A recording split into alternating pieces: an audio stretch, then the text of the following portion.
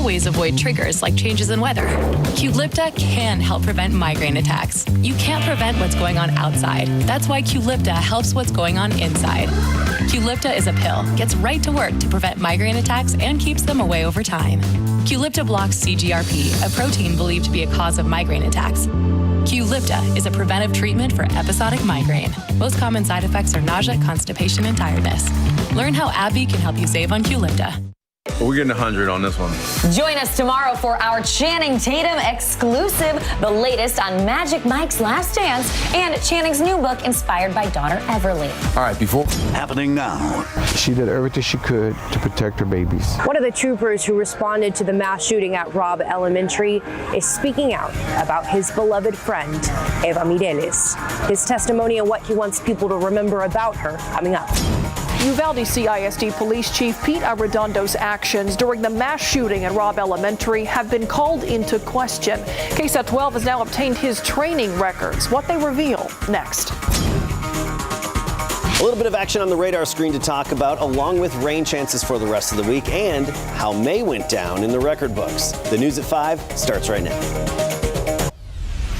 First at 5, she was a dedicated teacher who spent any free moment with her husband and daughter, loved her dog Kane, and pushed her limit every day at CrossFit. Eva Mireles was a beloved teacher and a friend to so many. She will be laid to rest next Friday, but today, her friend, who was also one of those responding troopers at the scene at Robb Elementary, is sharing more about her life and the last moments with her. Alicia Barrera is live in Uvalde's town square, where Mariachis actually have arrived to honor Mireles and the 21 other lives lost. Alicia. Good afternoon. Well, these mariachis literally just minutes ago arriving here to the placita, the town square of Uvalde, and you may be able to hear them. And this is just part of the healing for the community. And we'll get closer after we show you this story. But this is a type of support for the community that families of those who have lost loved ones need at this moment. We actually had the chance to speak to one of the troopers who responded to the scene. His name is Juan Maldonado, and he tells me that they helped save many lives of children. But unfortunately, it was in that exact same moment where he had to say goodbye to a dear friend. It was an honor to spend the last moment with Eva as she left this earth into a greater place. Juan Maldonado, a DPS trooper, never imagined a call for a shooting on Tuesday, May 24th, would put his hometown of Uvalde and the nation in a state of mourning. It's a tragic situation, but I can tell you that Uvalde will pull together. He met Eva Mireles and her husband Ruben years ago when their daughters joined the same select soccer team. They're both devastated in losing their mom, as I would call their second mom and Addie's real mom.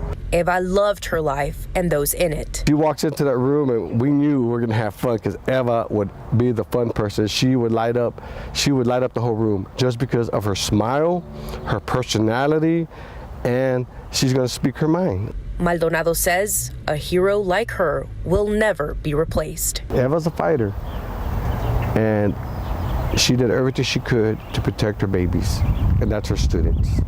So we know she did everything she could, and she protected them to her last breath.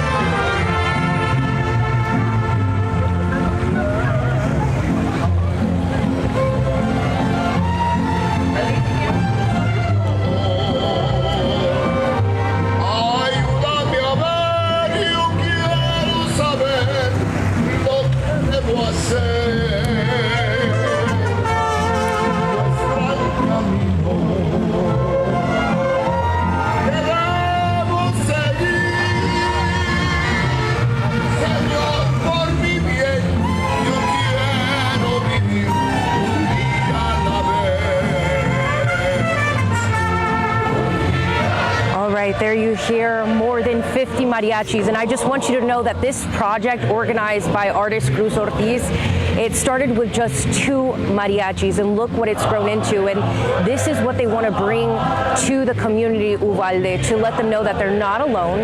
And music is so healing. And when you talk about mariachis, it makes it even more special. Earlier this week, we talked about just the power of the Hispanic community, and for Mexican Americans, for Hispanics, mariachi just means everything. Steve, Myra? Alicia, you know, the last time you and I were together in that park, we didn't have mariachis playing. It was very somber, quiet. Is the mood changing there? Yes and no. Still very sad. I mean, just as you can see, Steve, you probably noticed the difference. These memorials just extending out and up with all these flowers. But you do see more community services surrounding the plaza. And then you add the mariachi, and it's heartbreaking. I mean, this music, if you know the lyrics to it, it's heart-wrenching. But again, it does bring joy because you're in community, and it's beautiful. And I just want to mention some of the mariachis that are here. We talk about more than 50. It's being led by Campanas de America, Mariachi Azteca de America is here, Mariachi Festival, and you may be able to spot him, but the world's youngest mariachi, Mateo Lopez, also making an appearance today. And I just want to reiterate, this was organized by artist Cruz Ortiz, and he rallied the troops. They were able to make it from San Antonio to Uvalde, and a big bus, some of these mariachis driving themselves here. And again, it's just to show that support for the community of Uvalde, and specifically for the families who are mourning the loss of their loved ones. So, Alicia, I love that you said there started out with 2, now more than 50 mariachis there. Tell us about what they're singing. We understand there's a special song that they are performing there. Yeah, so I actually had a picture of it, and in the excitement of it all to receive them here, left that behind. But in the community, specifically with the Mexican American community, corridos are so powerful. We want to show you again the mariachi there. Corridos tell a story, and in this case, Cruz Ortiz and other artists helped write El Corrido de los Ángeles de Uvalde. That's the corrido of the angels of Uvalde. And it starts with, ladies and gentlemen, let me sing this corrido about the tragedy that happened in Uvalde, Texas. And it just recounts exactly what happened. It talks about, obviously, the gunshots heard, the police, the parents who were there trying to receive information. Again, just a sad story there, but we'll have more on KSAT.com, and we'll be back at 6 p.m. Myra, Steve, back to you. The 21 Angels of Uvalde. Alicia Barrera, thank you so much for that live report. What a moving moment there. Meantime, one person at the center of the DPS investigation is Uvalde CISD Police Chief Pete Arredondo. There are questions over his response to the shooting and why he did not send officers into that classroom sooner. KSAT obtained Arredondo's training records and found his most recent active shooter training was in December of 2021, only 5 months prior to the shooting. Records show he also received active shooter training in both 2019 and 2020. Arredondo has nearly 3 decades in law enforcement. He first served as a peace officer in Uvalde from 1993 to 2009. He went on to work for the Webb County Sheriff's Office until 2017, when he started with the Uvalde CISD force. In March 2020, he was promoted to police chief of the Consolidated District. And just last night, he was sworn in as a member of the Uvalde City Council. As for the Uvalde CISD Police Department, all current officers have undergone active shooter training within the past 2 years. This morning, Chief Arredondo actually responded to claims that his department is not cooperating with DPS investigators. He told CNN the allegations made by DPS are not true, and says he has been in contact with DPS every day. Governor Greg Abbott, meantime, is asking lawmakers to hold special legislative committees to discuss recommendations on school safety, mental health, social media, police training, and firearm safety. This is not a call for a legislative session. Rather, in a letter sent to Lieutenant Governor Dan Patrick and House Speaker Dade Phelan, the governor said, in part, quote, as Texans mourn the tragedy that occurred at Robb Elementary School in Uvalde last week, we as a state must reassess the twin issues of school safety and mass violence. As leaders, we must come together at this time to provide solutions to protect all Texans, end quote. The funerals for all the victims are going to continue over the next couple of weeks. We have a list of those arrangements right now on KSAT.com. You can just scan this QR code on your screen. It'll take you to the article where they're all listed out. And while you're there, you can also catch up on all our Uvalde coverage. Don't forget to download the KSAT News app on your smart device to get the latest updates on this story and much more. And Crime Stoppers actually need your help solving a murder from last month. They say a 28-year-old man named Zizao Liu. It was fatally shot on May 10th outside the Perfect Score Sports Bar on Northwest Loop 410. They're looking for the person who killed him. San Antonio police believe the suspect drives a gray Dodge Dart like the one you see here. If you have any information, call Crime Stoppers at 210-224-STOP. Right now, a 13-year-old boy is dead after a shooting on the north side last night. We're working to learn the victim's name, and San Antonio police are trying to piece together what happened. Police responded just after 9:30 last night to a home on Agnes Drive. That's near East Hildebrand Avenue in McCullough. Officers found the teen inside the home, but they say he did not live there. Witnesses didn't provide much help as they told officers different stories, including that it was a home invasion. Neighbors tell us they were shocked to hear how young the victim is. It was crazy. I was getting phone calls from my neighbor, and then as soon as I come out, I see I heard it, the ambulance, the cops, everything. So far, no arrests have been made. Check out traffic on this Wednesday afternoon, and this is I-10 at Callahan. You can see both east and westbound lanes actually moving pretty smoothly, except for the far right lanes. I think those are the lanes where you can get off I-10 and head towards 410, either north or south. Again, this is I-10 at Callahan. We're looking eastbound. Both lanes moving along pretty smoothly, though, for this time of day. And now it's official. We have the numbers. May 2022 goes down in the record books as the hottest May on record, with an average temperature of 83.0 degrees. We smashed the old record of 81.9. And even today, another hot one, 99 the high temperature, the record being 101, set back in 1887, a long-standing record. Not quite there, but of course we got close to it. Del Rio, Eagle Pass 97. Pretty much everywhere we are well into the 90s, even 99 currently in Utopia, and Bernie checking in at 95. A little bit of activity has popped up on the radar screen. We'll take a closer look at this and even talk about how we could see a few showers tomorrow and time that out for you, along with more heat in the forecast. We'll see you in a bit. Thank you, Adam. Debating on buying a new car? Well, the market's tough. Prices are high. So if you have one that you might want to hold on to, that car. Coming up, we have tips on how to make your vehicle last 200,000 miles and more. You're watching the news at 5. We'll be right back. Let's take a look at what we have for the news at 6 today. Boarding homes, they can be a last refuge for the elderly or the mentally ill. But tonight at 6:30, a KSAT investigation looks at one unregulated home where authorities previously found residents living in filth and rot, and where a patient accused the home's owner of stealing thousands of dollars from her. If she did it to me, she can probably do it to other people as well, and she should be stopped. That's a defender's investigation coming up tonight at 6:30. Plus, realizing everyone has some type of trauma and showing compassion. That's trauma-informed care.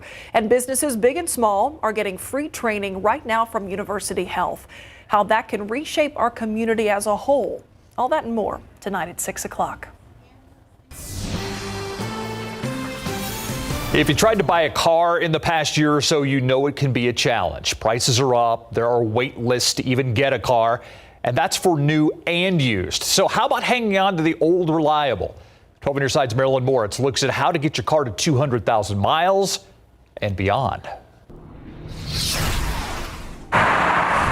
It's one of those milestones you remember, reaching 100, 200, even 300,000 miles in your car. Yeah, I think I may have been in my driveway or something like that. I think I took a picture of the odometer. For Gary St. John, crossing the 200,000 mark isn't just a point of pride, it's a money saver because he's not buying new. I've got a diesel Jeep Grand Cherokee, which is unusual, and I've got $165,000 on that. We also have a Toyota Sienna, and that's got $205,000 on it. So what's the secret to going the distance? Stay on top of problems and follow the maintenance schedule for your car. Don't delay routine oil and filter changes, belt replacements, or tire rotation. Check your owner's manual for how often you should service your car. And Consumer Reports car expert Mike Quincy says, don't cheap out. Make sure to buy genuine parts like belts and hoses from name brand suppliers.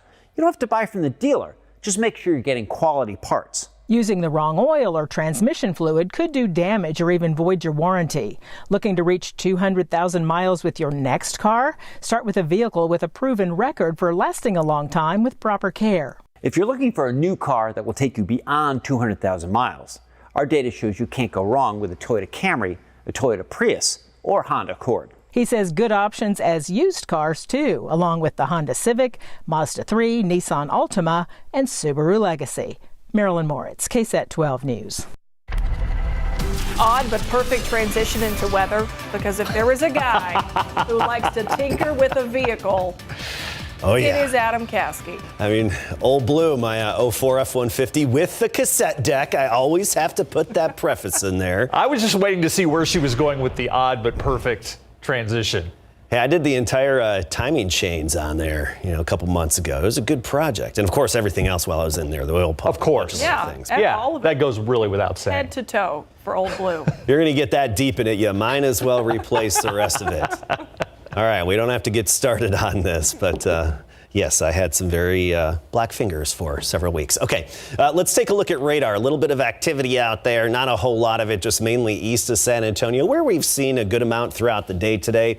And by good amount, I mean relative to what we've had lately, not a whole lot to speak of, and it's really starting to wind down.